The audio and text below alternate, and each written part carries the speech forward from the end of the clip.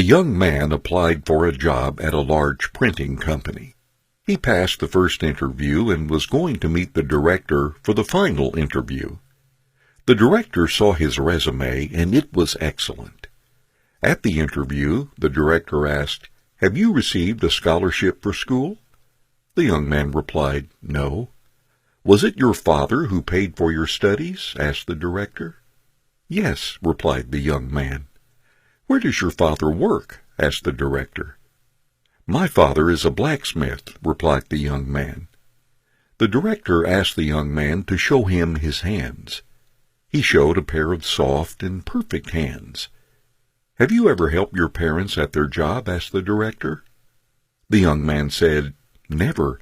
My parents always wanted me to study and read more books. Besides, he can do the job better than me." The director responded, "I have a request. When you go home today, go and wash your father's hands, and then come to see me tomorrow morning." As the young man felt his chances of getting the job were high, he decided to agree with him. When he returned to his house, he asked his father if he would allow him to wash his hands. His father felt strange, yet happy, and showed his hands to his son. His son washed his hands slowly. It was the first time that he noticed that his father's hands were wrinkled and had many scars.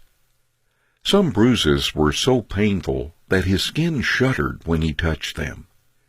This was the first time that his son recognized what it meant for this pair of hands to work every day to be able to pay for his studies. The bruises on the hands were the price that his father paid for his son's education, his school activities, and his future. After cleaning his father's hands, the young man stood in silence and began to tidy and clean up the workshop. That night, the father and son talked for a long time. The next morning, the young man returned to the director's office. The director noticed the tears in the eyes of the young man as he asked, "Can you tell me what you did and what you learned yesterday at your house?"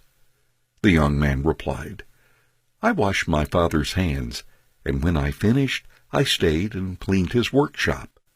Now I appreciate and recognize that without my parents, I would not be who I am today.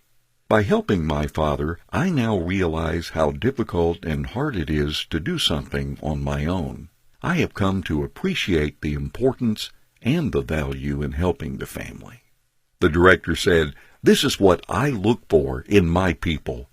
I want to hire someone who can appreciate the help of others, a person who knows the hardship of others to do things, and a person who does not put money as their only goal in life. You are hired." Children who always get what they want develop "I have the right" mentality and always put themselves first, ignoring the efforts of their parents.